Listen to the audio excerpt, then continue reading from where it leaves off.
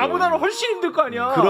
그렇게 했을 때 저는 인간적으로 얘가 어릴 때부터 그러니까 제가 법조인으로서 처음 시작했던 게 수도군단 검찰부장이었는데 제 바로 직속 검찰관이었어요. 바로 밑에.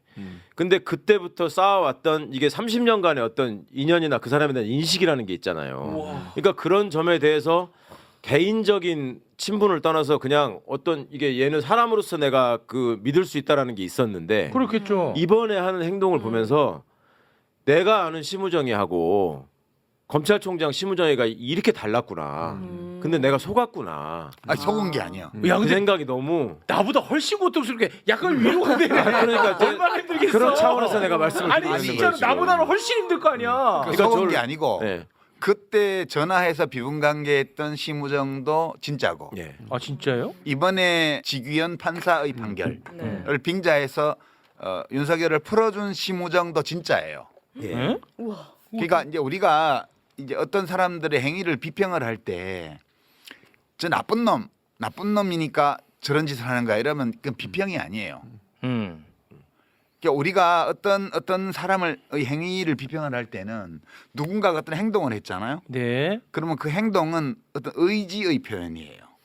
행동이 우연히 나오는 게 아니잖아요. 네. 어떤 사람이 어떤 선택을 하거나 행동을 하면 그것은 그 사람의 의지가 개입된 거예요. 네. 그러면 어떤 사람이 의지를 가지고 뭘 할 때는 목적이 있어요. 그렇겠죠. 목적이 어떤 네. 추구하는 목적이. 그리고 그 사람이 그런 목적을 왜 가지게 됐을까를 생각해 보면 그 사람을 이해할 수 있어요. 아니 근데 이번 건은 과거에는 권력 비판적 심우정의 모습. 근데 지금은 권력 옹호적 심우정의 모습. 너무 상반되잖아요. 그때도 최강욱 의원은 권력을 권력자였나? 갖고 있었다. 그런 차원에서 아 그런 거예요? 근데 지금 아, 심우정은 그런 거야? 권력에 충성하는 게 아니에요. 아니에요? 윤석열은 이미 직무가 정지돼 있잖아요. 네. 그리고 헌법재판소에서 99.99% 그러니까 우리 말에 만에 하나 탄핵이 기각되면 이렇게 표현하죠. 만에 하나를 퍼센티지로 하면 만 분의 1이니까 0.01%야.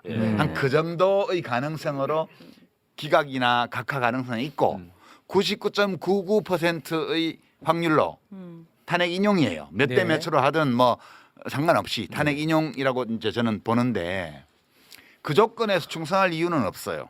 그렇죠. 그 다른 이유가 있는 거죠. 그러니까 제가 그 출장 가기 전에 여기 한번 나왔을 때 그 얘기 했는데 지가 살려고 하는 예, 수상하다고 심우정 네. 그 얘기 했잖아요. 네. 두서없이 얘기하자고 지귀현 판사의 그 판결을 두고 사법부의 판단이다, 법원의 판단이다 이런 식의 보도를 많이 하던데 말로도 그렇게 하고 법원이 어떻게 판단을 해요?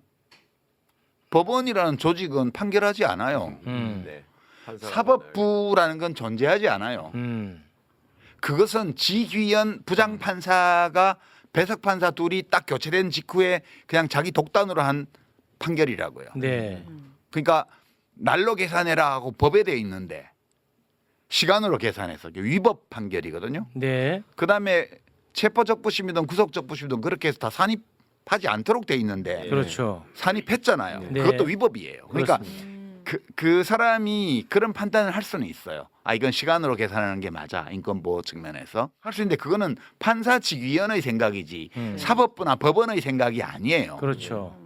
그러니까 어떤 특정한 판사 한 사람이 그 동기를 우리가 다 알 수는 없지만 어떤 이유 때문에 윤석열을 구속 기간이 지나서 기소되었다라고 판단함으로써 풀어주려고 한 거잖아요. 그렇죠. 지기현 판사가 왜 그랬냐 상관없이 이 사람은 위법 판결을 했어요. 그러니까 우리가 이 사건에서 어떤 질문을 떠올리게 되냐 하면 위법 판결을 하는 판사를 어떻게 하지? 어떻게 해요? 라는 질문이 올라와요 바로. 근데 그 사람이 지금 내란 사건의 재판장이야 또. 네. 아, 또 맞아요. 1심 재판. 그러니까 구속 기간 계산과 관련해서 위법 판결을 한 판사가 계속 관련자들의 사건을 재판하고 있는데 이거를 어떻게 하지를 못해. 어떻게 못해? 아 못해요. 이게 진짜 웃기는 거예요. 이게 이거를 문제를 삼아서 판사를 탄핵하잖아요. 그럼 또 헌법재판소로 가요. 헌법재판소 또 기각할 거예요. 아, 왜 그러냐 하면 지금 우리나라의 사법 시스템이 어떻게 돼 있냐면 어떤 운전기사가 버스 운전기사가 100원짜리 없을 때 하나씩 빼가지고 어. 커피 자판기에 커피를 빼먹었어요. 그 8번 빼먹어서 800원을 네. 횡령했다고 회사에서 해고를 했는데 그 해고가 정당하다고 판결한 판사가 대법관이 돼 있잖아요. 아, 진짜요. 그런데 헌법재판관들은 지금 모든 탄핵 사건을 지금 8명 전부 다 탄핵 기각을 했습니다. 맞습니다. 이제 이진숙부터 시작해서 검사들까지. 네. 근데 어떤 건 전원일치 기각, 어떤 건 4대4 기각 이렇게 돼 있는데 고위급 공직자에게 민간 버스 회사의 운전기사보다 더 느슨한 기준을 적용하는 거예요. 이게 말이 되냐고. 말이 되냐고 이게. 그러니까. 이게 우리가 이런 나라에 살고 있는 거예요. 이걸 지금 보고 있는 거예요, 우리가. 아. 근데 지기현 판사가 위법 판결을 한 판사인데 이 위법 판결을 한 판사가 그 위법 판결을 한 그 사건과 관련되어 있는 내란 주요 임무 종사자들의 재판을 그냥 담당하고 있어요. 그러니까. 이제 이게 우리 사는 세상이에요. 이 지금 미칠 노릇이야 그게. 심우정은 심우정이. 그거를 즉각 한거 즉시 한거도 안 하고 보통 한거도 안 하고 온갖 이상한 얘기를 하면서 윤석열을 얼른 풀어줬어. 네. 왜 그랬겠어요? 자기 연루돼 빨리 있으니까. 가서 증거인멸하라는 거지.